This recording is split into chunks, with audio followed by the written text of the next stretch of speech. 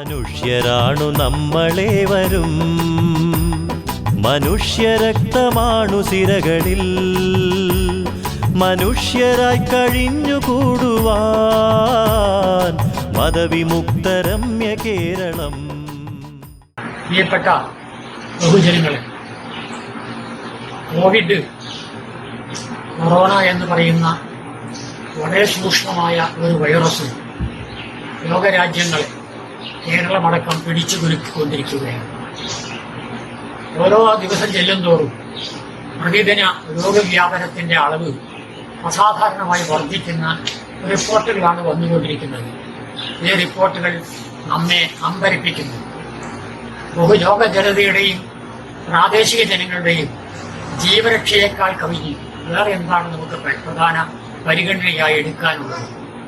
ആ വിഷയത്തിൽ ഭരണകൂടങ്ങൾ വേണ്ടത്ര ജാഗ്രത പുലർത്തുന്നില്ല എന്നും നമ്മുടെ വാർത്തകളിൽ നമ്മെ അമ്പരിപ്പിക്കുന്നു. ഈ ഒരു വൈരുദ്ധ്യമുള്ള അവസ്ഥയിലാണ് കൊറോണയെക്കുറിച്ച്, അതിന്റെ വർത്തമാനകാല ദുരിത അവസ്ഥയെക്കുറിച്ചും ഭാവിയിൽ നമുക്കത് രക്ഷപ്പെടുത്താനുള്ള മാർഗങ്ങളെക്കുറിച്ചും ഇപ്പോൾ ഗവൺമെന്റുകൾ എടുത്തുകൊണ്ടിരിക്കുന്ന നിലപാടുകളെ തുറന്നു കാണിച്ചുകൊണ്ട് ചില അഭിപ്രായങ്ങൾ പറയുവാൻ കേരള യുക്തിവാദി സംഘത്തിന്റെ പ്രതിനിധി എന്ന നിലയ്ക്ക് ഞാൻ ശ്രമിക്കുന്നത്. യഥാർത്ഥത്തിൽ കൊറോണ ഇന്ന് വളരെ വ്യാപകമായ മാരകാവസ്ഥയിലേക്ക് വളർന്നുകൊണ്ടിരിക്കുകയാണ്. ഈ അവസ്ഥയിൽ ഐക്യരാഷ്ട്രസഭയുടെ വേൾഡ് ഹെൽത്ത് ഓർഗനൈസേഷൻ, ലോക ആരോഗ്യ സംഘടന, ഈ കഴിഞ്ഞ 7-ാം തീയതി, ഇത് 9 ഡേറ്റ്, 2 ദിവസങ്ങൾക്ക് മുമ്പ് രാജ്യങ്ങളോട് നൽകിയിട്ടുള്ള ഒരു ആഹ്വാനമുണ്ട്. കോവിഡ് ഇന്ത്യക്കാരെ സംബന്ധിച്ചത് പ്രത്യേകം ശ്രദ്ധേയമാണ്. കോവിഡ് ഇന്ത്യയിൽ ഗുരുതരമായേക്കാനുള്ള സാധ്യതയുണ്ടെന്നാണ് അവരുടെ ആദ്യത്തെ പ്രസ്താവന.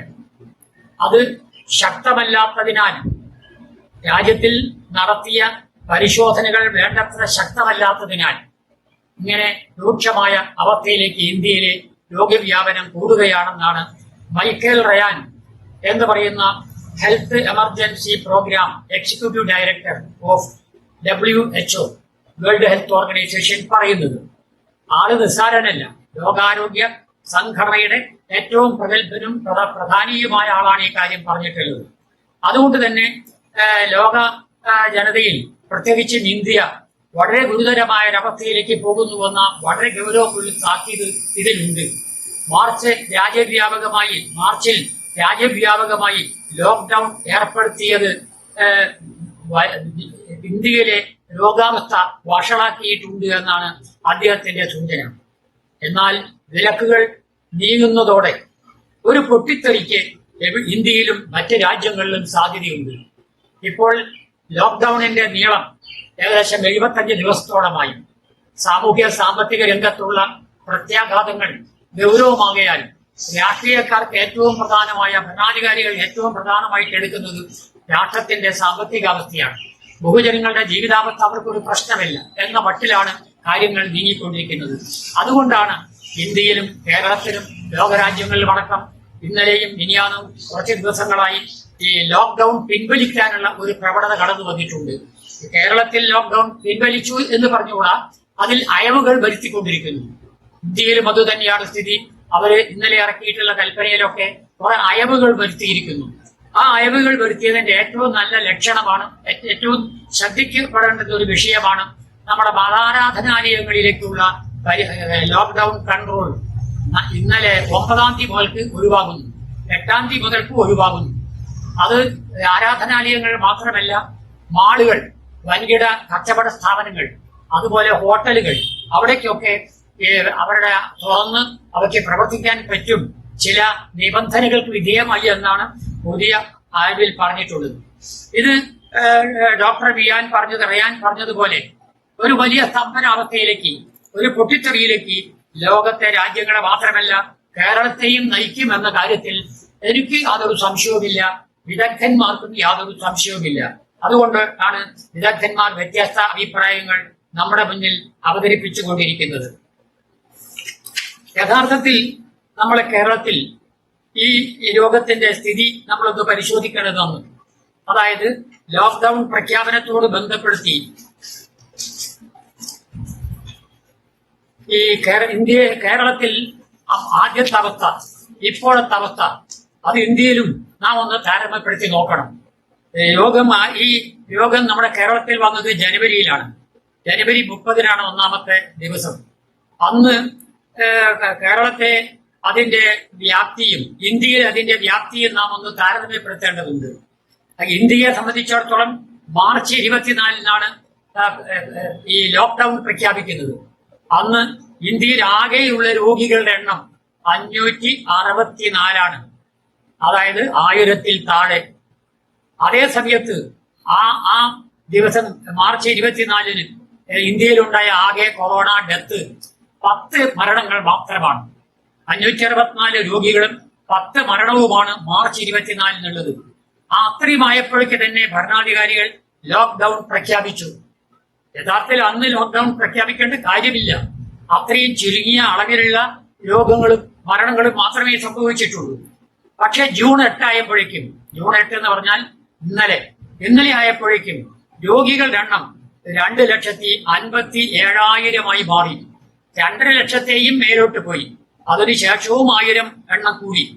അപ്പൊ ഇന്നലത്തെ മരണമോ 7,200. അപ്പൊ നിങ്ങൾ ആ താരതമ്യപ്പെടുത്തി ഒന്ന് ആലോചിച്ച് നോക്കൂ. 564 2 മാസം മുമ്പുള്ള മരണം. ഇന്നലെയുള്ള മരണം 2,57,000 ഏകദേശം എത്ര ഇരട്ടിയാണ് അതിന്റെ വർധനവ് നമുക്കൊന്ന് ആലോചിച്ച് നോക്കണം. ഏകദേശം 420 ഇരട്ടി ആണ് ഈ സംഭവങ്ങൾ കൂടിയിട്ടുള്ളത്. രോഗികളുടെ എണ്ണം 420 കൂടി. അതേ 420 ഇരട്ടി കൂടി. അതേ മരണമാകട്ടെ 700-ൽ പരവും കൂടിയിട്ടുണ്ട്. ഇത്ര വ്യാപകമായ രോഗവ്യാപനം നടന്ന ശേഷം ഈ ലോക്ക്ഡൌൺ പിൻവലിക്കണമെന്ന മനോഭാവം എങ്ങനെ വന്നു? പ്രത്യേകിച്ചും വേൾഡ് ഹെൽത്ത് ഓർഗനൈസേഷന്റെ പ്രോഗ്രാം ഡയറക്ടറുടെ പ്രസ്താവന കേട്ടതിന് ശേഷം ഒരു കാരണത്താലും അദ്ദേഹം പറഞ്ഞ നിബന്ധനയിൽ ഇത്തരം ഒരു വിട്ടുവീഴ്ച ചെയ്യാൻ പാടില്ല. 1-2 മാസം IMA ഇന്ത്യയിലെ ഏറ്റവും അംഗീകൃതമായ ഒരു ശാസ്ത്ര സംഘടനയാണ്, ഒരു NGO ആണ് IMA എന്ന് പറയുന്നത്, ഇന്ത്യൻ മെഡിക്കൽ അസോസിയേഷൻ. ആ മെഡിക്കൽ അസോസിയേഷൻ കേരളത്തിൽ മത ആരാധനകൾ തുറക്കാനും മാളികൾ തുറക്കാനുമുള്ള പ്രസ്താവന കേട്ട ഉടനെ അതിശക്തമായി അതിൽ വിയോജിപ്പ് രേഖപ്പെടുത്തുകയുണ്ടായി. അവര് പറഞ്ഞു ഇത് ഇങ്ങനെ തുറന്നു കൊടുക്കാറായില്ല, 21 ദിവസവും കൂടി ഗവൺമെന്റ് കാത്തു നിൽക്കണം, എന്നിട്ട് ഒരു തീരുമാനമെടുക്കാം. അതിന് ഗവൺമെന്റ് തയ്യാറായില്ല. 21 ദിവസം കാത്തു നിൽക്കണമെന്ന് മാത്രമല്ല, അതേപോലെ തന്നെ ഈ രോഗത്തിന്റെ വ്യാപ്തി കൺട്രോൾ ചെയ്യുന്നത് വരെ അത് തടയുകയും വേണം എന്ന് തന്നെ അവർ വ്യക്തമായി പറഞ്ഞു. പക്ഷെ അതൊന്നും കേൾക്കാൻ കേരളത്തിലെ ഗവൺമെന്റ് അടക്കം തയ്യാറായില്ല. കേരള ഗവൺമെന്റ് ഈ രോഗ നിയന്ത്രണത്തിൽ മാതൃകാപരമായ പങ്കുവഹിച്ചതാണ്. ലോക രാജ്യങ്ങളിൽ അവർ പ്രധാനമായ പദവിയും സ്വീകരിച്ചിട്ടുണ്ട്. ഒരുപക്ഷെ ഒന്നാമത്തെ കൺട്രോളിൽ 1-ാം നിലയിലേക്ക് കേരളം മാറിയിട്ടുള്ളത് എല്ലാവർക്കും അറിയാം. ആ കേരളത്തിന് ഇന്ത്യയുടെ നിലവാരത്തിൽ വേൾഡ് ലെവലിൽ വിവിധ രാജ്യങ്ങളിൽ ഇന്റർനാഷണൽ സംഘടനകളുടെയൊക്കെ അംഗീകാരവും ആദരവും അതിന്റെ ഫലമായി കിട്ടിയിട്ടുണ്ട്. ഈ അംഗീകാരത്തിന് വിലയില്ലാത്ത രൂപത്തിൽ നമ്മുടെ കേരളത്തിലെ മുഖ്യമന്ത്രി പെരുമാറരുത് എന്നാണ് എനിക്ക് അദ്ദേഹത്തോട് അഭ്യർത്ഥിക്കാനുള്ളത്. എന്തായാലും ക്ഷേത്രങ്ങൾ ഇന്നലെയോ മിനിയാന്നോ പെട്ടെന്ന് തുറന്നില്ല എന്നുള്ളതുകൊണ്ട് ഒരു അപകടവും വരാൻ പോണില്ല. മാളുകൾ കുറച്ചു ദിവസം അടച്ചിട്ട് പോയാൽ ആകാശം ഇടിഞ്ഞു പോകാൻ വഴിയില്ല. ഹോട്ടലുകൾ തുറന്നിട്ടില്ലെങ്കിൽ എന്താ, കടകളിൽ നിന്ന് സാധനം വീട്ടിലേക്ക് വാങ്ങിക്കൊണ്ടുപോയി തിന്നാമല്ലോ. അത്തരം സൗകര്യങ്ങൾ ഉണ്ടായിട്ട് പോലും എന്തിന് ഇതിന് ഈ കാര്യം പരിഗണിക്കാതെ, IMAയുടെ നിലപാട് പരിഗണിക്കാതെ ഏകപക്ഷീയമായി ഭരണകൂടം ഒരു തീരുമാനമെടുക്കുന്നു? വെറും രാഷ്ട്രീയമായി കാര്യങ്ങളെ കണ്ടാൽ പോരാ എന്ന് പിണറായിയോട് ഉപദേശിച്ചു കൊടുക്കേണ്ട കാര്യമില്ല. അദ്ദേഹം അങ്ങനെ ചെയ്യുന്ന ഒരാളല്ല എന്ന് എനിക്ക് അസലായിട്ട് അറിയാം. പക്ഷെ അനുഭവം അങ്ങനെ ആയതുകൊണ്ടാണ് ഇങ്ങനെ പറയേണ്ടി വന്നത്. കോവിഡ് വ്യാപനത്തിന്റെ വിലക്കുകൾ നീക്കുമ്പോൾ ഒരു പൊട്ടിത്തെറിക്ക് സാധ്യതയുണ്ടെന്ന് വേൾഡ് ഹെൽത്ത് ഓർഗനൈസേഷൻ പറഞ്ഞില്ലേ? ആ പൊട്ടിത്തെറിയല്ലേ ഇപ്പൊ കേരളത്തിൽ നടന്നുകൊണ്ടിരിക്കുന്നത്? കേരളത്തിലെ സ്ഥിതി എന്താ? കേരളത്തിൽ ഓരോ ദിവസവും 111 വരെ, കഴിഞ്ഞ ഒരാഴ്ചക്കുള്ളിൽ 111 വരെ പ്രതിദിന രോഗവ്യാപനം കൂടി. ഒരുപക്ഷെ സമ്പർക്കം കുറവാണ്, അതുകൊണ്ട് നമുക്ക് ഭയപ്പെടേണ്ട കാര്യമില്ല. ഞാനിത് ഭയപ്പെടുത്താൻ വേണ്ടി പറയുകയല്ല. നാം അപകടങ്ങളുടെ പരമാവധി എണ്ണം കുറയ്ക്കാനാണ്. 3 മരണം കഴിഞ്ഞ ഒരു 2 ആഴ്ച മുമ്പ് വരെ 3 മരണമാണ് കേരളത്തിൽ ഉണ്ടായിരുന്നത്. ഈ കഴിഞ്ഞ 2 ആഴ്ചക്കുള്ളിലാണ് അത് 16ലേക്ക് എത്തിക്കഴിഞ്ഞിട്ടുള്ളത്. അത് കൺട്രോൾ ചെയ്യാൻ ആർക്കും സാധിക്കില്ല. മരണം എന്ന് പറയുന്നത് പരിഹാരമില്ലാത്ത ഒരു അപകടമാണ്. അത് കുടുംബത്തിന്റെ ജീവിതത്തെ ശ്വാസം മുട്ടിക്കുന്ന ഒരു പ്രതിഭാസമാണ്. ഒരു മനുഷ്യൻ, ഒരു പ്രധാനി നഷ്ടപ്പെടുന്ന ഒരു കുടുംബത്തിന്റെ അവസ്ഥ ഞാൻ വിളിച്ചു പറയേണ്ട വല്ല കാര്യമുണ്ടോ? ഇന്ത്യയിലെ സ്ഥിതി ഇത് തന്നെയാണ്. ഇന്ത്യ പൊതുവെ കോവിഡ് കൈകാര്യം ചെയ്ത രീതിയിൽ വളരെ മോശമായ നിലപാടാണുള്ളത്. ലോകരാജ്യങ്ങളിൽ വളരെ പിന്നോട്ടുള്ള ഒരു നിലപാടാണ് ഇന്ത്യ എടുത്തിട്ടുള്ളതെന്ന് ഇന്ന് വന്ന ഹിന്ദു പത്രത്തിലെ ഡാറ്റ പോയിന്റ് എന്ന് പറയുന്ന അതിന്റെ എഡിറ്റോറിയൽ പേജിന്റെ തൊട്ടടുത്ത ഭാഗത്ത് ഒരു വലിയ സർവേ റിപ്പോർട്ടുണ്ട്. ആ സർവേ റിപ്പോർട്ടിൽ എന്താ പറയണമെന്ന് അറിയോ? അതിൽ രാജ്യങ്ങളെ 3 ഗ്രൂപ്പായി തരംതിരിച്ചിരിക്കുന്നു. ഒന്നാമത്തെ ഗ്രൂപ്പ് ഏറ്റവും വേഴ്സായി ഈ രോഗം വ്യാപിച്ചു നിൽക്കുന്ന, ഏറ്റവും ചീത്തയായി രോഗം വ്യാപിച്ചു നിൽക്കുന്ന രാജ്യങ്ങൾ. അതിൽ ഒന്നാമത്തെ പേര് കൊടുത്തിട്ടുള്ളത് ഇന്ത്യയുടെ പേരാണ്. ഇന്ത്യയുടെ പേരാണ് ആദ്യം വന്നിട്ടുള്ളത് ഏറ്റവും വേഴ്സ് രാഷ്ട്രങ്ങളിൽ. രണ്ടാമത് ബാഡ് രാഷ്ട്രങ്ങളാണ്. അതിൽ ആദ്യത്തെ പേര് ചിലിയാണ്. പിന്നെ മൂന്നാമത്തെ കോളത്തിലുള്ളത് ഏറ്റവും നല്ല രാഷ്ട്രങ്ങളാണ്. അതിൽ ബെൽജിയം മുതൽക്ക് കാനഡ മുതൽക്ക് ജർമ്മനി മുതൽക്ക് UK വരെ കുറച്ച് രാജ്യങ്ങളുണ്ട്. രോഗികളുടെ എണ്ണം കുറഞ്ഞു വന്ന രാജ്യങ്ങളെയാണ് നല്ല ഗ്രൂപ്പിൽ പെടുത്തിട്ടുള്ളത്. ഏറ്റവും വേഴ്സായിട്ടുള്ളതോ രോഗികളുടെ എണ്ണം കോവിഡ് പ്രഖ്യാപനത്തിന് ലോക്ക്ഡൌൺ പ്രഖ്യാപനത്തിന് ശേഷം ഏറ്റവും കൂടിയ രാഷ്ട്രങ്ങളെയാണ് ഏറ്റവും മോശം രാഷ്ട്രങ്ങളായിട്ട് ഇട്ടിട്ടുള്ളത്. അതിലാണ് ഇന്ത്യയുടെ ഒരു പദവി ഇട്ടുകൊടുത്തിട്ടുള്ളതെന്ന് പറഞ്ഞാൽ ഇന്ത്യൻ ഭരണകൂടം കോവിഡ് കൺട്രോളിൽ വേണ്ടത്ര ആത്മാർത്ഥമായ പങ്ക് വഹിച്ചിട്ടില്ല എന്നും വഹിച്ച പങ്ക് അഭിനന്ദനീയമല്ലെന്നും ഒരുപക്ഷെ അത് ശോചനീയമാണെന്നും പറയാതിരിക്കാൻ പറ്റാത്ത ഒരവസ്ഥയുണ്ട്. ഇത്തരമൊരു സാഹചര്യത്തിൽ ആത്മരക്ഷയ്ക്ക് വേണ്ടി അവർ സാമ്പത്തിക രംഗത്തെ പ്രതിസന്ധി ഏറ്റവും പ്രധാനമായി കണ്ട് കാര്യം കൈകാര്യം ചെയ്യുന്ന ഒരു ഭരണ നേതാവാണ് മിസ്റ്റർ മോഡി. അവർക്ക് സമ്പത്ത് മാത്രമേ വേണ്ടൂ. വൻകിടക്കാരെ സംരക്ഷിക്കുക, പാവപ്പെട്ടവരെ ചവിട്ടിത്തേക്കുക, അത് മോഡി ഭരണത്തിന്റെ രാഷ്ട്രീയ സംസ്കാരത്തിന്റെ ഒരു ഭാഗമാണെന്നും കഴിഞ്ഞ 10-5 കൊല്ലത്തെ അനുഭവത്തിൽ നമുക്ക് അസലായിട്ട് അറിയാം. ഇത് വന്നപ്പോഴും അത് തന്നെയാണ് അദ്ദേഹത്തിന്റെ നിലപാട്. പണക്കാരായ ആളുകളെ സഹായിക്കുന്നതിന് അദ്ദേഹത്തിന്റെ കയ്യിൽ ഇഷ്ടം പോലെ പണമുണ്ട്. കഴിഞ്ഞ 2 മാസത്തിനിടയ്ക്ക് കോർപ്പറേറ്റുകൾക്ക് കടം തീർക്കാൻ 7.78 കോടി രൂപയാണ് 7-8 ലക്ഷം കോടി രൂപയാണ് അദ്ദേഹം ദാനം ചെയ്തത്. അവർക്ക് അർഹതയുള്ള ഒരു പണമല്ല. അവരെ കടം തീർക്കാൻ മോഡിക്ക് എന്താണ് ബാധ്യത? കോർപ്പറേറ്റുകളുടെ കടം തീർക്കാൻ അദ്ദേഹത്തിന് ഭയങ്കര ബാധ്യതയുള്ള പോലെ പെരുമാറിയത്. 7.78 ലക്ഷം കോടി രൂപ അത് കൊടുക്കാൻ അദ്ദേഹത്തിന് സാമ്പത്തികമായ ബാധ്യത ഒന്നും പരിഗണിക്കേണ്ടി വന്നിട്ടില്ല. അതിനൊരു നിയമവും കൊണ്ടുവരേണ്ടി വന്നിട്ടില്ല. പക്ഷെ നിങ്ങൾ ആലോചിച്ച് നോക്കൂ, പാവപ്പെട്ട ആരോടും ചോദിക്കാതെ 4 മണിക്കൂർ മുമ്പ് ലോക്ക്ഡൌൺ ഏകപക്ഷീയമായി പെട്ടെന്ന് ലോക്ക്ഡൌൺ പ്രഖ്യാപിച്ച് ഇന്ത്യൻ ജനതയെ ഇന്നലെ വരെ കഴിഞ്ഞ 75 ദിവസമായി ശ്വാസം മുട്ടിച്ച, സാമ്പത്തികമായി, ആരോഗ്യപരമായി, കുടുംബപരമായി, സാമൂഹികപരമായി, രാഷ്ട്രീയമായി ശ്വാസം മുട്ടിച്ച ഒരാളാണ് മിസ്റ്റർ മോഡി. എന്ത് വിവേകമാണ് അദ്ദേഹത്തിനുള്ളതെന്ന് എനിക്ക് അറിഞ്ഞുകൂടാ. എന്തായാലും അത്തരം ആൾ ചെയ്ത വേറൊരു ഹീനകർമ്മമുണ്ട്. 26 ലക്ഷം അതിഥി തൊഴിലാളികളുണ്ട് ഇന്ത്യയിൽ. നമ്മുടെ കേരളത്തിലുള്ളത് മാത്രമല്ല, 26 ലക്ഷം അതിഥി തൊഴിലാളികൾ. 26 ലക്ഷം തൊഴിലാളികൾക്ക് അവരെ ഇത് അടച്ചിടുമ്പോൾ അന്ന് അടുത്ത ദിവസങ്ങൾക്ക് അവർക്ക് പണിയില്ല, അടുത്ത ദിവസങ്ങൾക്ക് അവർ ശമ്പളമില്ല. ഈ പ്രഖ്യാപനത്തിന് ശേഷം അവർക്ക് ശമ്പളം ആരും കൊടുത്തിട്ടില്ല. ആ ശമ്പളം അവർക്ക് കൊടുക്കണമെന്ന് ഇദ്ദേഹത്തിന്റെ ഭാഗത്ത് ഒരു കൽപ്പന വന്നിട്ടില്ല. അവരെ സംരക്ഷിക്കാനുള്ള ഒരു നടപടിയും കേന്ദ്ര ഗവൺമെന്റ് എടുത്തിട്ടില്ല. സഹികെട്ട് സുപ്രീം കോടതി ഒരാഴ്ച മുമ്പ് ഒരു സ്വയം കേസെടുത്തു ഗവൺമെന്റിനെതിരെ. അവരെ വിളിച്ചു വരുത്തി, നിങ്ങൾ എന്തു ചെയ്തു പാവപ്പെട്ട ജനതയ്ക്ക് വേണ്ടി? ആളുകൾ റോഡ് പരസ്യമായി മെയിൻ റോഡിലൂടെ, നാഷണൽ ഹൈവേ റോഡുകളിലൂടെ നടന്നു പോവുകയാണ്, പാദരക്ഷയില്ലാതെ, ചൊട്ട വെയിലിൽ, കൊടും വെയിൽ. അത് രക്ഷാകർത്താക്കളും മക്കളും കുട്ടികളും അമ്മമാരും ഒക്കെയാണ് പരസ്യമായി നടന്നു പോകുന്നത്. ഇത് കണ്ടിട്ട് പോലും അവരെ വാഹനങ്ങൾ കൊടുത്ത് അവരെ നാട്ടിലെത്തിച്ചു കൊടുക്കാൻ മോഡി ഒരു ഇഞ്ച് പോലും സമയം കണ്ടില്ല.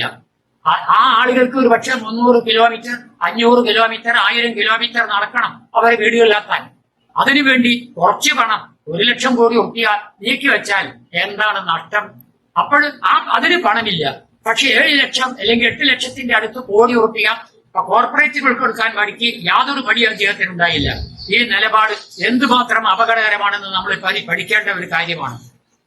ഇത്തരം സാഹചര്യത്തിൽ ഇന്ത്യയെ സംബന്ധിച്ചിടത്തോളം പ്രതിദിന രോഗവ്യാപനത്തിൽ ഇന്ത്യ ലോകത്തിൽ 3-ാം സ്ഥാനത്താണ്. ഇത് മോഡിയും അവരുടെ ഭരണാധികാരികളും കേൾക്കേണ്ടതാണ്, രാഷ്ട്രീയക്കാരും കേൾക്കേണ്ടതാണ്. എന്തിലാണ് അവർ 3-ാം സ്ഥാനം നേടിയിട്ടുള്ളത്? ലോക പ്രതിദിനത്തിൽ രോഗം ബാധിക്കുന്ന ജനങ്ങളുടെ എണ്ണത്തിൽ 3-ാം സ്ഥാനം. വേറെ ഒരു പ്രധാന നേട്ടം അവർക്കുണ്ട്. ആകെ പ്രതിദിന മരണം, ഒരു ദിവസം കോവിഡ് മരണം ഉണ്ടായാൽ അത് ആ മരണത്തിന്റെ എണ്ണത്തിൽ ലോകരാജ്യങ്ങളിൽ ഇന്ത്യ 5-ാം സ്ഥാനത്താണ്. വേറെ 10-200ഓളം രാഷ്ട്രങ്ങളുണ്ട്. അതിന്റെ മുന്നിലാണ് 5-ാം സ്ഥാനത്ത്, ഏറ്റവും അപകടകരമായ 5-ാം സ്ഥാനത്താണ് ഇവരെ നിൽക്കുന്നത്. അതുപോലെ രോഗികളുടെ എണ്ണത്തിൽ ലോകരാജ്യങ്ങളിൽ ഈ ഇന്ത്യയുടെ സ്ഥാനം 5-ാം സ്ഥാനത്താണ്. ഈ 3 കാര്യങ്ങൾ ഇത് ഇന്നലെയും മിനിയാന്നുമായിട്ട് ഹിന്ദുവിലും അതുപോലെ മനോരമയിലും ദേശാഭിമാനിലും ഒക്കെ വന്ന വാർത്തകളിൽ നിന്നാണ് ഞാനിത് കണക്കിലെടുക്കുന്നത്. അത് ശരിയാണെന്ന് നമ്മുടെ ഇന്റർനെറ്റ് വസ്തുതകൾ പഠിച്ചാൽ നമുക്ക് മനസ്സിലാവും.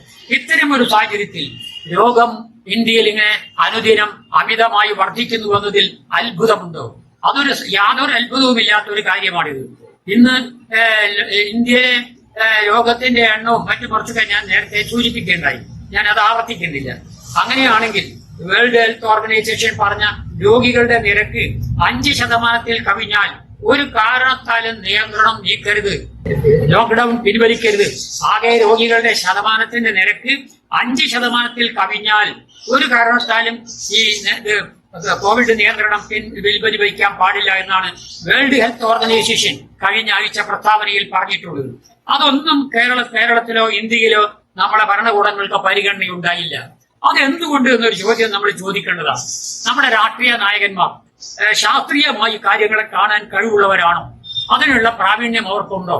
പക്ഷെ ഭരണകൂടത്തിൽ അതിന് പറ്റുന്ന സംവിധാനങ്ങളുണ്ട്. അവരെ നിർദ്ദേശങ്ങൾ കേട്ടിട്ടെങ്കിലും ചെയ്തുകൂടെ?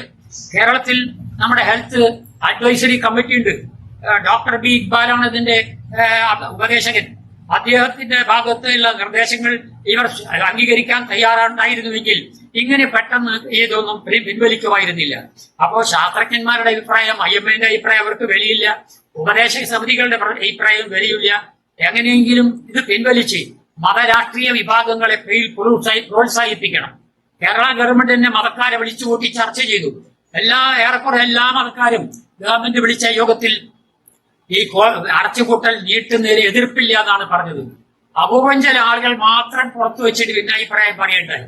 പക്ഷെ അത് നിസ്സാരമായ കാര്യമാണ്. അങ്ങനെ ശക്തമായിട്ട് ആരും അത് പ്രതിഫലിച്ചില്ല. പക്ഷെ ഇന്നലെ TV 24 നടന്ന ഇതേ വിഷയത്തിൽ നടന്ന ചർച്ചയിൽ അവിടെ പങ്കെടുത്ത മിക്കവാറും എല്ലാവരും മതവിശ്വാസികളടക്കം ഒരു തരത്തിലും വാശി പിടിച്ചില്ല. ഞങ്ങൾ ആരാധനാലയങ്ങൾ തുറന്നു കൊടുത്തേ പറ്റൂ എന്ന് ആരും വാശി പിടിച്ചതായി ഞാൻ കണ്ടില്ല. അതിലെല്ലാ മതവിഭാഗത്തിലെ നേതാക്കന്മാരുണ്ട്, IMAയുടെ പ്രതിനിധിയുണ്ട്, അതുപോലെ പിന്നെ നമ്മളെ ഡോക്ടർ ഫസൽ ഗഫൂർ ഉണ്ട്. ഇവരെല്ലാവരും ഒരേ നിലപാടാണ് എടുത്തിട്ടുള്ളത്. എന്നിട്ടും ഇങ്ങനെ വിദഗ്ധന്മാരായ ആളുകൾക്കൊക്കെ ഒരേ നിലപാടായിട്ടും എവിടുന്നാണ് കേരള ഗവൺമെന്റിന് അതിനപ്പുറം പോകാൻ ഒരു ധാരണയുണ്ടായത് എന്നത് ഗൗരവമായ പരിശോധനയ്ക്ക് ഇടതുപക്ഷം വിലയിരുത്തേണ്ടതാണ്. ഇങ്ങനെയല്ല ഭരണത്തെ കൊണ്ടുപോകേണ്ടത്. രാഷ്ട്രീയക്കാരെ പ്രീണിപ്പിക്കുക എന്നത് ഭരണകൂടത്തിന്റെ ഒരു പക്ഷേ അടിസ്ഥാന ലക്ഷ്യമായിരിക്കാം. പക്ഷെ മതക്കാരെ പ്രീണിപ്പിക്കേണ്ട വല്ല കാര്യമുണ്ടോ? അതുകൊണ്ട് എനിക്ക് പറയാനുള്ളത്, ഈ മതപ്രീണനം ഇങ്ങനെ അവരെ അങ്ങോട്ട് അവർക്ക് ഇഷ്ടം പോലെ ആരാധനാ സ്വാതന്ത്ര്യം കൊടുത്താൽ മതക്കാർ സന്തോഷിക്കും. ഞാൻ പിണറായിയോടും ഇടതുപക്ഷ രാഷ്ട്രീയ നായകന്മാരോടും ചോദിക്കുകയാണ്, ഈ ക്ഷേത്രത്തിൽ പോകേണ്ട വല്ല കാര്യവും ഉണ്ടോ? ഈ കോവിഡ് കാലത്ത് പോകണമെന്നുണ്ടെങ്കിൽ അവിടെ ചെന്നാൽ അവർക്ക് പ്രാർത്ഥിക്കേണ്ടത് എന്താണ്? ഞങ്ങളെ കോവിഡ് ബാധിക്കാതിരിക്കണമേ. ഈ കോവിഡ് എന്ന് പറയുന്ന അതിസൂക്ഷ്മ പ്രാണിയെ ഈ ഇന്ത്യയുടെ ഭൂമിയുടെ ഭൂപടത്തിൽ നിന്ന് പൂർണ്ണമായി തുടച്ചു മാറ്റണമേ. ഞങ്ങളുടെ കുടുംബത്തിലെ ആർക്കും ഈ രോഗം വരരുതേ. ഇതല്ലേ പ്രാർത്ഥിക്കാൻ അവർക്കുള്ളത്. കോവിഡ് അതിതീവ്രമായി കടന്നു വന്നപ്പോൾ കഴിഞ്ഞ ഏതാനും ആഴ്ചകളായി 2 മാസത്തോളമായി ആരാധനാലയങ്ങൾ, നമ്മളെ അഖില ലോക പ്രസിദ്ധമായ ആരാധനാലയങ്ങൾ മുഴക്ക് കേരളത്തിലെ കൊച്ചു ഗ്രാമങ്ങളിലെ അമ്പലങ്ങൾ വരെ അടച്ചിട്ടില്ലേ? ആ കാലത്ത് ആളിലെ ഭോജനങ്ങൾക്ക് ഈ ദൈവത്തിന്റെ സഹായം കിട്ടേണ്ടത് വീട്ടിൽ പോയി അവർ പ്രാർത്ഥിച്ചിട്ടുണ്ടാവും. അത് അവരുടെ ഗതികേട്. അമ്പലത്തിൽ പോയി പ്രാർത്ഥിച്ചാൽ ദൈവം നേരിട്ട് കേൾക്കുന്നതാണല്ലോ ആ പൊണ്ണന്മാരുടെ ധാരണ. അങ്ങനെ അവിടെ അതങ്ങനെ ദൈവത്തോട് നേരിട്ട് സംസാരിക്കാൻ കഴിഞ്ഞില്ല, അടച്ചുപൂട്ടിപ്പോയി. അങ്ങനെ ദൈവം സത്യം പറഞ്ഞാൽ ഒളിവിൽ പോയ ഒരു കാലമാണ് ഈ കഴിഞ്ഞ 2 മാസത്തെ അനുഭവം. അങ്ങനെയുള്ള ഒരു ഒളിവ് പോയ ദൈവം അതിന്റെ ഭക്തന്മാർ വീടുകളിൽ പോയി മാളത്തിൽ ഒളിച്ചു. അങ്ങനെ ദൈവത്തെയും ഈ രോഗവും തമ്മിൽ ഒരു ബന്ധവുമില്ല എന്ന് അവർ തെളിയിച്ചു. അങ്ങനെ സത്യം പറഞ്ഞാൽ മതത്തിന്റെ മണ്ഡലം ഈ രോഗചികിത്സാ മണ്ഡലത്തിൽ ഒരു കാക്കാശ് മൂല്യമുള്ള ഒരു പ്രസ്ഥാനമല്ല. ഇവിടെ വൈറസിനെ, സ്മോൾ പോക്സ് എന്ന വൈറസിനെ ഭൂമിയിൽ നിന്ന് തുടച്ചു മാറ്റിയില്ലേ? പോളിയോ വൈറസിനെ ഭൂമിയിൽ നിന്ന് തുടച്ചു മാറ്റിയിട്ടില്ലേ? ലോകത്തിൽ എത്രമാത്രം 60 ലക്ഷം ജനതയെ കൊന്ന ഒരു വൈറസാണ് സ്മോൾ പോക്സിന്റെ വൈറസ്. അത് അടക്കം ഇല്ലാതാക്കിയത് ഏതെങ്കിലും മതസംഘടനകളാണോ? ഏതെങ്കിലും മതഗ്രന്ഥങ്ങൾ വായിച്ചിട്ടാണോ? ഏതെങ്കിലും ദൈവത്തിന്റെ പ്രീതി കൊണ്ടാണോ? അല്ല. നേരെ മറിച്ച് ആധുനിക ശാസ്ത്രത്തിന്റെ പുതിയ ശാസ്ത്രജ്ഞന്മാർ, പ്രത്യേകിച്ചും ഈ അണുജീവികളെ കുറിച്ചുള്ള പഠനത്തിന്റെ ഗൗരവമേറിയ പഠനങ്ങൾ ഉയർന്ന നിലവാരത്തിൽ എത്തിച്ച് രാവും പകലും കഷ്ടപ്പെട്ട് നടത്തിയ പഠനത്തിന്റെ ഫലമായിട്ടാണ് ആ നേട്ടമുണ്ടാക്കാൻ കഴിഞ്ഞത്. ഇപ്പോഴാ കൊറോണയെക്കുറിച്ചും ഗൗരവമായ ശാസ്ത്രീയ പഠനങ്ങൾ നടന്നുകൊണ്ടിരിക്കുകയാണ്. ഒരുപാട് ഒരു 4000-5000 ഗവേഷണശാലകളിൽ പഠനം നടന്നു. പലരും ഈ കഴിഞ്ഞ ഒരാഴ്ചക്കുള്ളിൽ വന്ന ഒരു 10-15 ഗവേഷണ വിവരങ്ങളെ കുറിച്ചുള്ള കുറിപ്പുകൾ എന്റെ കൈവശമുണ്ട്. അതിലൊക്കെ തന്നെ ഓരോ ഘട്ടത്തിലാണ് അവർ നിൽക്കുന്നത്. ചിലതൊക്കെ മനുഷ്യരിൽ പരീക്ഷണം തുടങ്ങി. ആ പരീക്ഷണത്തിൽ തീർക്കാൻ 2-3 മാസം പിടിക്കും. എന്തായാലും വരുന്ന ഒരു സെപ്റ്റംബർ, ഒക്ടോബർ, ഡിസംബർ ആകുമ്പോഴേക്ക് ഒരുപാട് ചികിത്സാ പദ്ധതികൾ തുറക്കപ്പെടും. അങ്ങനെ വരുമ്പോൾ കോവിഡിനെ കംപ്ലീറ്റ് ആയിട്ട് ഇന്ത്യയിൽ തന്നെ നമുക്ക് നിയന്ത്രിക്കാൻ കഴിയും. അത്തരമൊരു സാഹചര്യമാണ് ഈ രംഗത്ത് നടക്കുന്ന ഗവേഷണങ്ങൾ കാണിക്കുന്നത്. നേരെ മറിച്ച് മതങ്ങൾ ഏതെങ്കിലും ഒരു രോഗത്തെ അവരുടെ ദൈവത്തിന്റെ കഴിവിന്റെ ഫലമായി വെട്ടിക്കുറയ്ക്കാൻ അവർക്ക് സാധിച്ചിട്ടുണ്ടോ? കൊറോണയെ നിയന്ത്രിക്കാൻ ഒരു ദിവ്യനായ പ്രവാചകനെ അയക്കാൻ നമ്മുടെ അള്ളാഹു എന്ന ദൈവത്തിന് കഴിഞ്ഞോ? നിസ്സാര കാരണങ്ങൾക്ക് വേണ്ടി മുഹമ്മദ് നബിയുടെ ഗ്രന്ഥം പഠിച്ചവർ നമുക്കറിയാം, നിസ്സാര കാര്യത്തിന് വേണ്ടി ദൈവം പല കാര്യങ്ങളിൽ ഇടപെടാറുണ്ട്. പക്ഷേ കോവിഡിന്റെ കാര്യത്തിൽ ഒരു മിനിറ്റ് പോലും അദ്ദേഹത്തിന് സമയം കിട്ടിയിട്ടില്ല. ആളുകൾ മരിച്ചു വീഴുന്നു. 7600ഓളം ആളുകൾ മരിച്ചു വീണിട്ട് ദൈവം മൗനം പാലിച്ചിരിക്കുക. 2.5 ലക്ഷം ആളുകൾ ഭീകരമായ രോഗത്തിന്റെ പിടിയിൽ സ്തംഭിച്ചു നിന്നിട്ട് ദൈവം അത് അറിയാത്ത മട്ട് നടത്തുകയാണ്. അതിനും വേണോ മരിച്ച മനുഷ്യൻ പ്രാർത്ഥിച്ചിട്ട് വേണോ ദൈവം ഉണരാൻ? എനിക്കറിഞ്ഞുകൂടാ. എന്തായാലും അത്തരം ഒരു ആത്മീയ മണ്ഡലത്തെ ആധാരമാക്കി നമ്മുടെ മന്ത്രിമാര് ഇങ്ങനെ അതപ്പതിച്ച ഒരു നിലപാട് എടുക്കേണ്ട കാര്യമുണ്ടോ? അതുകൊണ്ട് ആരാധനാലയങ്ങളുടെ കാര്യത്തിലും മാളികളുടെ കാര്യത്തിലും അടിയന്തരമായി തുറന്നു കൊടുക്കാനുള്ള ഒരു വികാരം കാണിച്ച ഭരണാധികാരികളുടെ നീച മനോഭാവത്തെ, രാഷ്ട്രീയ മതപ്രീണനത്തിന്റെ നീച മനോഭാവത്തെ ഞാൻ അപഹസിക്കുന്നു. ആ നിലപാട് തിരുത്തണമെന്ന് അഭ്യർത്ഥിക്കുന്നു. 4ാം ഘട്ടത്തിൽ അടച്ചിടലിന് ശേഷം ഒരാഴ്ചയിൽ പുതിയ രോഗികൾ ഇഷ്ടം പോലെ വന്നു. അടച്ചിട്ടതിന് ശേഷം 4ാം ഘട്ടം അടച്ചിട്ടതിന് ശേഷം 66,000 ആളുകളാണ് ഒരാഴ്ച കൊണ്ട് രോഗികളായി വന്നത്. 66,000. 24 മണിക്കൂറിൽ 9,428 ആളുകളാണ് രോഗികളായി മാറിയിട്ടുള്ളത്. അതേ ആഴ്ച, കഴിഞ്ഞ ആഴ്ചയാണ് ഈ പറഞ്ഞ സംഗതി, മരണം 1800 മരണമുണ്ടായ ഒരാഴ്ച. 24 മണിക്കൂറിൽ 257 ആളാണ് മരിച്ചത്. ഈ മരണത്തിന്റെയും രോഗവ്യാപ്തിയുടെയും ഭീകരത അത്ര നിസ്സാരമല്ല എന്ന് നാം കാണണം. അതുപോലെ തന്നെ ആവശ്യമായ പരിശോധന നടത്തി ഫലപ്രദമായ നടപടിയെടുക്കാൻ കേന്ദ്ര സർക്കാരിന് കഴിഞ്ഞിട്ടില്ല എന്നാണ് ഈ രംഗത്ത് പ്രവർത്തിക്കുന്ന പ്രത്യേകിച്ച് ഐക്യരാഷ്ട്രസഭയുടെ ഡോക്ടർമാരുടെ അഭിപ്രായം. ഇത് ഗൗരവമേറിയ ഭരണകൂടത്തിനെതിരായ ഒരു വിമർശനമാണ്. മാത്രമല്ല, ഇന്ന് ഞാൻ മനോരമയിലോ വായിച്ചു, കേന്ദ്ര ഗവൺമെന്റിന്റെ ഈ ആരോഗ്യ രംഗത്തെ ഉപദേശക സമിതിയുണ്ട്, കൊറോണ കൺട്രോൾ ഉപദേശക സമിതി. കഴിഞ്ഞ 25 ദിവസമായി അതിന്റെ യോഗം നടന്നിട്ടില്ല എന്നാണ് മനോരമ റിപ്പോർട്ട് ചെയ്യുന്നത്. മനോരമയുടെ റിപ്പോർട്ടിൽ 25 ദിവസമായി കേന്ദ്ര പരിശോധനാ കമ്മിറ്റി ചേർന്നിട്ടില്ല. അതിന്റെ അർത്ഥം എന്താണ്? അത്രയും ഗൗരവമായിട്ട് അവരിതിനെ കണ്ടിട്ടുള്ളൂ. അവർക്ക് പ്രധാനം കോർപ്പറേറ്റുകൾക്ക് വല്ല സൂക്കള് വരുമെന്നുള്ളതാണ്. പാപങ്ങളെ സൂക്കൾ അവർക്ക് പ്രശ്നമില്ല. പിന്നെ വളരെ ഗൗരവമായി വേൾഡ് ഹെൽത്ത് ഓർഗനൈസേഷൻ തന്നെ ഒരു കാര്യം പറയേണ്ടായി. ലോകരാജ്യങ്ങളിൽ, ദരിദ്ര രാജ്യങ്ങളിലാണ് ഈ രോഗം അമിതമായി വ്യാപിക്കുന്നത്.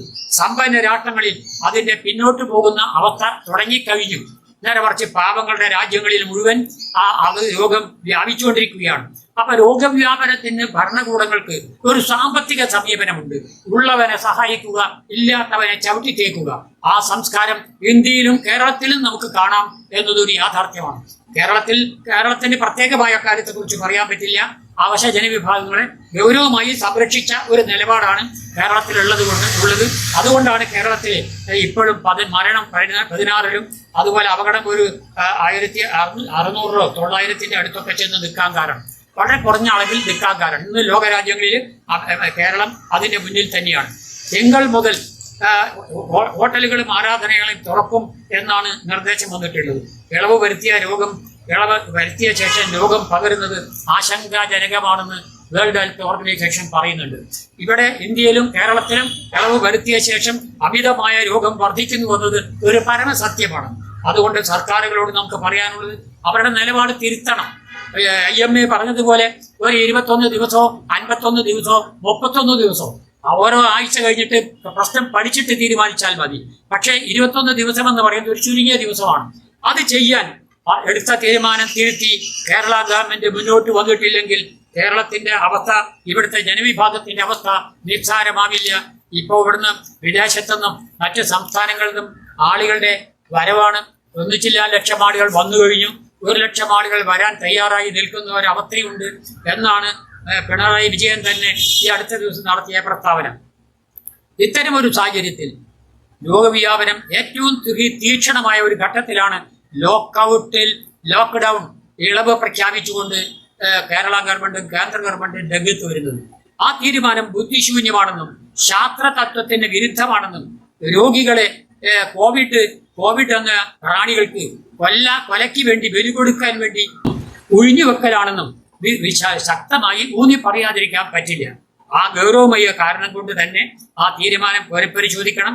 ഉടനെ തന്നെ ഈ കോവിഡ് ഇളവുകൾ നടത്താനുള്ള കേരള ഗവൺമെന്റിന്റെ തീരുമാനം ഒഴിവാക്കണം. വളരെ വിശദമായി മറ്റു കാര്യങ്ങളിലേക്കൊന്നും ഞാൻ പോകുന്നില്ല. ഇനി എനിക്ക് സൂചിപ്പിക്കാനുള്ള 2-3 കാര്യങ്ങളേ ഉള്ളൂ. കേന്ദ്ര ഗവൺമെന്റിനോടും കേരള ഗവൺമെന്റിനോടും കൂട്ടായിട്ടാണ് എനിക്ക് പറയാനുള്ളത്. അടിയന്തരമായ യുക്തിവാദി സംഘത്തിന്റെ ചില ഡിമാൻഡുകളാണ്. ലോക്ക്ഡൌൺ പിൻവലിക്കൽ വേൾഡ് ഹെൽത്ത് ഓർഗനൈസേഷൻ നൽകിയ മാനദണ്ഡങ്ങൾക്ക് വിധേയമാവണം. അല്ല എന്നുണ്ടെങ്കിൽ അത് പിൻവലിച്ചേ തീരൂ. ഇത് പരിശോധിക്കുവാൻ കേരളത്തിലെ ശാസ്ത്രീയ ഉപദേശക സമിതി ഉടൻ തയ്യാറാകണമെന്നും IMA അടക്കം അതിൽ ഇടപെടണമെന്നും അഭ്യർത്ഥിക്കാനാണ് ഞാൻ ഈ സന്ദർഭം ഉപയോഗിക്കുന്നത്. രോഗി ചികിത്സ സംവിധാനം നമ്മുടെ കേരളത്തിലെ ഇന്ത്യയുടെ നഗര ഗ്രാമതലങ്ങളിലേക്ക് വ്യാപിപ്പിക്കണം. കേരളത്തിൽ അത് വളരെ ഉന്നതമായ രൂപത്തിൽ വ്യാപിച്ചു കഴിഞ്ഞിട്ടുണ്ട്. കേരളത്തിന്റെ നേട്ടം ഉണ്ടാക്കിയത് ഒരു മന്ത്രിയുടെ ഒരു ദിവസത്തെ ഒരു പ്രക്രിയ ഒന്നുകൊണ്ടല്ല. ആ കഴിഞ്ഞ ഏതാനും വർഷങ്ങളായി 4 വർഷമായി കേരള സർക്കാർ നമ്മുടെ ഹെൽത്ത് സമ്പ്രദായത്തെ, ഹെൽത്ത് സിസ്റ്റത്തെ അട്ടിമറിച്ച് വിപ്ലവകരമായി പരിവർത്തിപ്പിച്ചിട്ടുണ്ട്. അതിന്റെ നേട്ടമാണ് കേരളം നേടുന്നത്. അല്ലാതെ പെട്ടെന്ന് കൊറോണ രോഗത്തിനെതിരെ ഒരു മന്ത്രം കണ്ടുപിടിച്ചത് കൊണ്ടല്ല. അതുകൊണ്ട് പറയാനുള്ളത് ഇന്ത്യയിലെ വികസിത സംസ്ഥാനങ്ങളിൽ, ഗ്രാമങ്ങളിൽ, നഗരങ്ങളിൽ, അവരുടെ പട്ടണങ്ങളിൽ, അവരുടെ മെഡിക്കൽ കോളേജുകളിൽ അത്ഭുതകരമായ ഹെൽത്ത് സംവിധാനത്തിന് ഒരു പൊളിച്ചെഴുതൽ വേണം. അതിനൊരു പരിവർത്തനം വരണം. അതിനുവേണ്ടി ഗവൺമെന്റിന്റെ ചെലവ് വർദ്ധിപ്പിക്കണം. ഗവൺമെന്റ് നമ്മുടെ ഈ കൊല്ലത്തെ ബജറ്റിൽ ആകെ 1.02% വെച്ചാണ് ചെലവാക്കിയിട്ടുള്ളത്, നീക്കിവെച്ചിട്ടുള്ളത്. അതുപോരാ, ഹെൽത്ത് ഡിപ്പാർട്ട്മെന്റ് മൊത്തം ബജറ്റിന്റെ 2.5% നീക്കിവെക്കണമെന്ന് ആരോഗ്യരംഗത്തെ വിദഗ്ധന്മാരും സാമൂഹ്യ നായകന്മാരും ഒക്കെ എത്രയോ തവണ പറഞ്ഞതാണ്. പക്ഷെ കേന്ദ്ര ഗവൺമെന്റ് ഇപ്പോഴും അത് ചെയ്തിട്ടില്ല. ക്യൂബയിൽ 8.1% ബജറ്റ് അലോട്ട്മെന്റ് എങ്കിൽ ഇന്ത്യയിൽ 0.8% ഇന്ത്യയിലെ ബജറ്റ് അലോട്ട്മെന്റ് ഹെൽത്തിന്. അതാണ് ക്യൂബ ലോകത്തിലെ ഏറ്റവും നല്ല ഹെൽത്ത് സംവിധാനം വളർത്തിയെടുത്തത്. ഇന്ത്യയോ ഈ ഇന്നത്തെ മനോരമയെ പറഞ്ഞതുപോലെ വേസ്റ്റ് രാഷ്ട്രങ്ങളിൽ ഒന്നായി അതപ്പതിച്ചു പോയത് അവരുടെ ഇത്തരം പെരുമാറ്റം കൊണ്ടാണ്. കോർപ്പറേറ്റുകൾക്ക് ഇഷ്ടം പോലെ പണം, പാവങ്ങൾക്ക് കൊടുക്കാൻ പണമില്ല. ഇതിലെ അത്ര ആളുകളാണ് രോഗചികിത്സ നടത്താനുള്ള സാമ്പത്തികമായ കഴിവ് ഇന്ത്യയിലെ ഒരു 50% ആളുകൾക്ക് ഉണ്ടാവുകയില്ല. ആ അവഗണനയ്ക്കെതിരെ ഭരണഘടനാപരമായ സത്യപ്രതിജ്ഞാ ലംഘനത്തിന് കേന്ദ്ര ഗവൺമെന്റിനെതിരെ നടപടിയെടുക്കണമെന്നാണ് ഞങ്ങൾക്ക് പറയാനുള്ളത്. കാരണം ഭരണഘടനയുടെ 14-ാം വകുപ്പ്, 15-ാം വകുപ്പ്, അതുപോലെ 21-ാം വകുപ്പ് മൗലികാവകാശങ്ങളാണ്. ആ 21-ാം വകുപ്പിൽ പറയുന്നത് ഇന്ത്യൻ പൗരന് ആത്മാഭിമാന പുരസ്സരം അന്തസ്സോടെ ജീവിക്കാനുള്ള അവകാശമുണ്ടെന്നാണ്. അത് ലംഘിച്ചാൽ അത് 13-ാം വകുപ്പ് പ്രകാരം ആ അവകാശ ലംഘകനെ അധികാരത്തിൽ നിന്ന് പുറത്താക്കണമെന്ന് ഇന്ത്യൻ ഭരണഘടനയുടെ 13-ാം വകുപ്പ് പറയുന്നുണ്ട്. അത് മൗലികാവകാശമാണ്. അതുകൊണ്ട് ഈ തത്വലംഘനം നടത്തിയതിൻ്റെ പേരിൽ കേന്ദ്ര ഗവൺമെന്റിനെതിരെ നടപടിയെടുക്കണം. അത് ആ ഭരണകൂടത്തെ സന്ദർഭരഹിതമല്ലാതെ അനൗചിത്യപൂർവ്വം കാലം നോക്കാതെ അമിതമായ രോഗം വ്യാപിക്കുമ്പോൾ ലോക്ക്ഡൌൺ പിൻവലിച്ച കേന്ദ്ര സർക്കാരിനെതിരെ അതും ഒരു കുറ്റമാണ്. ആ രണ്ട് കാരണത്താൽ കേന്ദ്ര ഗവൺമെന്റിനെതിരെ യഥാർത്ഥത്തിൽ ശിക്ഷാ നടപടി സ്വീകരിക്കണമെന്നാണ് ഒരു അഭ്യർത്ഥന എനിക്കുള്ളത്.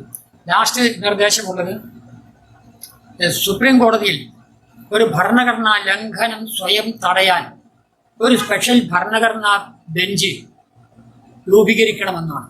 ഇത് വളരെ പ്രധാനപ്പെട്ട ഒരു നിർദ്ദേശമാണ്. ഞാൻ നേരത്തെ പറഞ്ഞു, കോർപ്പറേറ്റുകൾക്ക് 7.78 ലക്ഷം കോടി കൊടുക്കാൻ ഗവൺമെന്റിന്റെ കയ്യിൽ പണമുണ്ട്. പക്ഷേ 36 ലക്ഷത്തോളം വരുന്ന പിന്നെ അഭയാർത്ഥി തൊഴിലാളികൾ അല്ലെങ്കിൽ അതിഥി തൊഴിലാളികൾ, അവർക്ക് കൊടുക്കാൻ കാശ് ആളെ കയ്യിലില്ല. ഇത് വർഗപരമായ ഒരു സംസ്കാരമാണ്. മുതലാളിത്തത്തെ മുതലാളിത്തത്തിന്റെ കാലൊഴിയുന്ന ഒരു സംസ്കാരം, തൊഴിലാളി വർഗത്തെ ചവിട്ടിത്തേക്കുന്ന ഒരു സംസ്കാരം. ഈ സംസ്കാരം ഒരു കാര്യത്തിലല്ല, ഒരുപാട് കാര്യങ്ങളിൽ മോഡി ഗവൺമെന്റിന്റെ ജന്മ സ്വഭാവമാണ്. അതുകൊണ്ട് സുപ്രീം കോടതിയിൽ ഒരു ഭരണഘടനാ ലംഘനം സ്വയം തടയാൻ, സ്വന്തമായി കേസെടുക്കാനും അതിന്മേൽ ശിക്ഷാ നടപടി പ്രഖ്യാപിക്കാനും പറ്റുന്ന ഒരു സ്പെഷ്യൽ ഭരണഘടനാ ബെഞ്ച് രൂപീകരിക്കുകയും അതാത് സന്ദർഭത്തിൽ ഇന്ത്യയുടെ രാഷ്ട്രീയ സാമൂഹ്യ മണ്ഡലങ്ങളിൽ രാഷ്ട്രീയക്കാരും അല്ലാത്തവരും ഉന്നയിക്കുന്ന പ്രശ്നങ്ങളെ അവലംബമാക്കി സ്വയം കേസെടുക്കാനും സാധിക്കുന്ന ഒരവസ്ഥയുണ്ടാക്കണം. അല്ലാതെ ഇങ്ങനെ പൊതുവായ ഭരണഘടനാ തത്വലംഘനത്തിന്റെ പേരിൽ വ്യക്തികളായ ആളുകൾക്ക് ലക്ഷക്കണക്കിൽ ഉറുപ്പ്യ ചെലവാക്കി കോടതിയിൽ വരാൻ കഴിയില്ല. അങ്ങനെ നിയമത്തെ സാമ്പത്തികമായ ഫണ്ട് കൊണ്ട് ഒരു വിൽപ്പന ചരക്കാക്കുന്ന അവസ്ഥ മാറ്റി നമ്മുടെ രാജ്യത്തിലെ ഏത് ജനത്തിന്റെയും ഏത് അവകാശങ്ങളും സംരക്ഷിക്കുന്നതിന് വേണ്ടി ഭരണഘടനാ ലംഘനം നടത്തിക്കൊണ്ടിരിക്കുന്ന ഗവൺമെന്റിന്റെ തെറ്റായ നടപടികളെ അപ്പോൾ ശിക്ഷിക്കാനുള്ള ഒരു സംവിധാനം അനിവാര്യമായ ഒരു ആവശ്യമാണ്. അത് ഇന്ത്യൻ ജനാധിപത്യം നിലനിൽക്കണമെങ്കിൽ ഇത്തരം ഒരു ഭരണഘടനാ സംവിധാനം ആവശ്യമാണ്. ഇക്കാര്യം രാഷ്ട്രീയ പാർട്ടികളുടെ നേതാക്കന്മാർ പരിഗണിക്കണം. ഇത് പാർലമെന്റിൽ ഒരു പുതിയ നിയമമായി രംഗത്ത് വരണം. അതിന് ഇടതുപക്ഷക്കാരും അതുപോലെ ജനാധിപത്യവാദികളും മുൻകൈയെടുക്കണം എന്നുകൂടി അഭ്യർത്ഥിച്ചുകൊണ്ട് ഞാൻ എൻ്റെ ഈ പ്രഭാഷണം ഉപസംഹരിക്കുന്നു. എല്ലാവർക്കും നന്ദി.